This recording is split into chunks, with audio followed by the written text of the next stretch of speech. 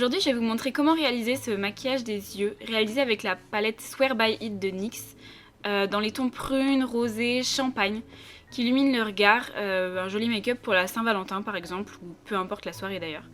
Je commence d'abord par appliquer la petite couleur bordeaux que vous avez vue en bas à gauche de l'écran. Je l'applique au coin externe de ma paupière en formant un espèce de gros triangle. Je dépasse pas mal de ma paupière mobile et de mon creux de paupière parce que je veux quelque chose de très épuré et très fondu.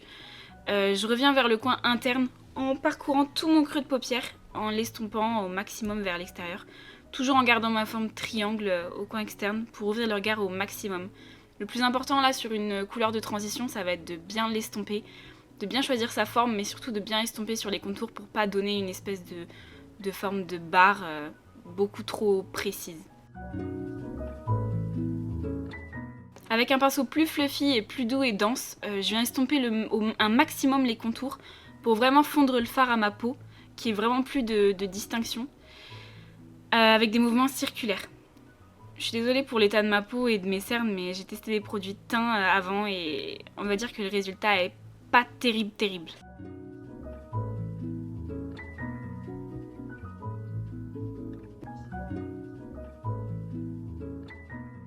Avec le même pinceau du début, assez pointu et dur, je vais prendre la couleur brune en bas de la palette et l'appliquer dans mon coin externe par-dessus la couleur rose que j'ai appliquée au tout début.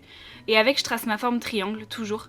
Appliquer une couleur plus foncée dans les coins et au creux de paupière, ça permet de former des zones d'ombre qui vont préciser la forme qu'on va donner à notre paupière.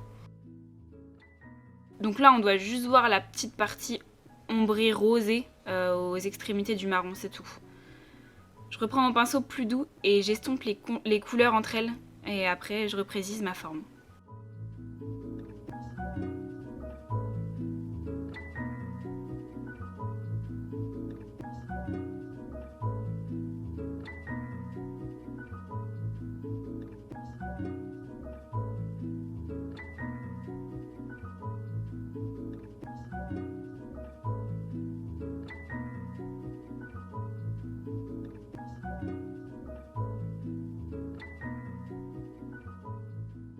Là j'ai pris une couleur pailletée assez claire, j'ai voulu donner un peu de lumière aux extrémités, mais la couleur que j'ai prise en fait elle paraissait beaucoup plus foncée que sur la palette par rapport à ce que j'imaginais et ça allait pas du tout, donc au final j'ai repassé avec la couleur bordeaux du début parce que ça allait pas. Donc si vous avez à reproduire ce maquillage, ou sautez cette étape.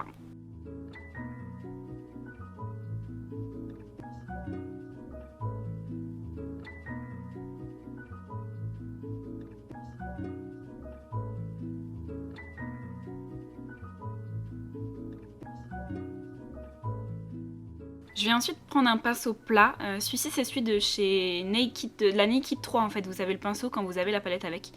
Et je prends la couleur violet foncé irisé que je vais appliquer juste entre mon marron et l'endroit où j'ai pas encore mis de fard, juste avant le coin externe. Avec le clair qu'on va appliquer après, ça va nous faire un joli dégradé du clair au plus foncé.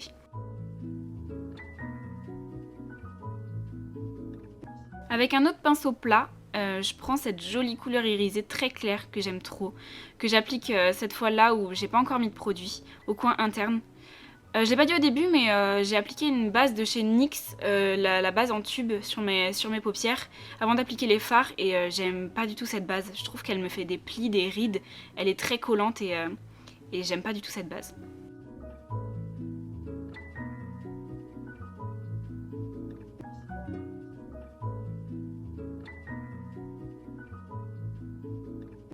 Une fois que j'ai la bonne couvrance, je repasse un peu sur le violet irisé juste à côté pour dégrader les deux ensemble et enlever l'aspect barre entre les deux pour que ça fasse beaucoup plus joli, naturel et vraiment dégradé. Je prends un pinceau à poils très court et j'applique l'highlighter de chez Peggy Sage, la poudre lumière irisée en teinte pêche et je l'applique totalement au coin interne pour faire une touche lumière. J'humidifie mon pinceau avec la finition mat de chez NYX parce que je trouvais que ça faisait vraiment pas assez lumineux. Vous pouvez utiliser n'importe quel primer, finition liquide pour cette étape.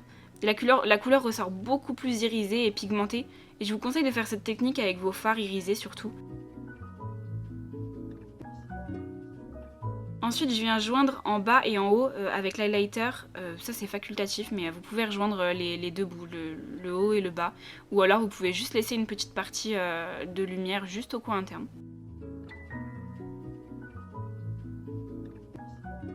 Je prends un pinceau plat bien plus précis pour faire le ras de cils inférieur. Donc là, je fais la même démarche qu'en haut. En fait, je prends le marron pour le coin externe, le violet irisé juste au milieu et le rosé champagne au coin interne, en fait, comme j'avais fait au-dessus, que ça suive bien comme un miroir. Et j'estompe bien les couleurs entre elles avec un pinceau un peu plus fluffy pour bien mélanger.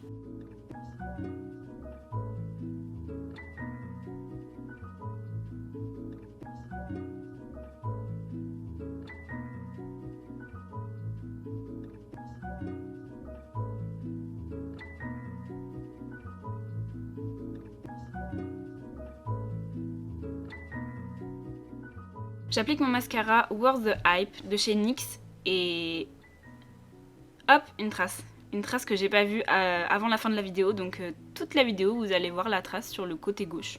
C'est super. Et à gauche j'ai rajouté du crayon beige aussi, à droite j'en ai pas mis pour vous montrer la différence entre les deux. Je trouve que le crayon beige ça agrandit vraiment l'œil et ça fait beaucoup plus joli.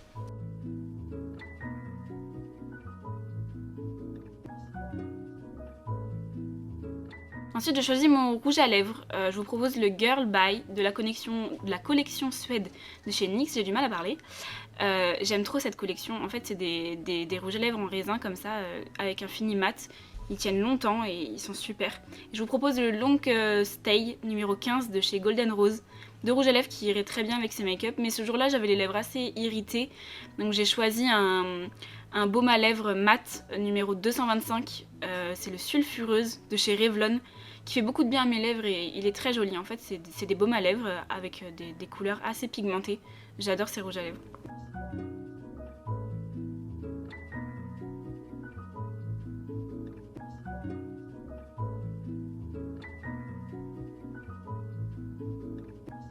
Et voilà le résultat. J'espère que ça vous plaît. Je vous ai pas fait mon teint ni mon contouring dans ce make-up, mais dites-moi si vous avez envie de voir toute ma routine teint. Je vous la ferai avec plaisir. Voilà, j'espère que le résultat vous plaît et je vous dis à bientôt.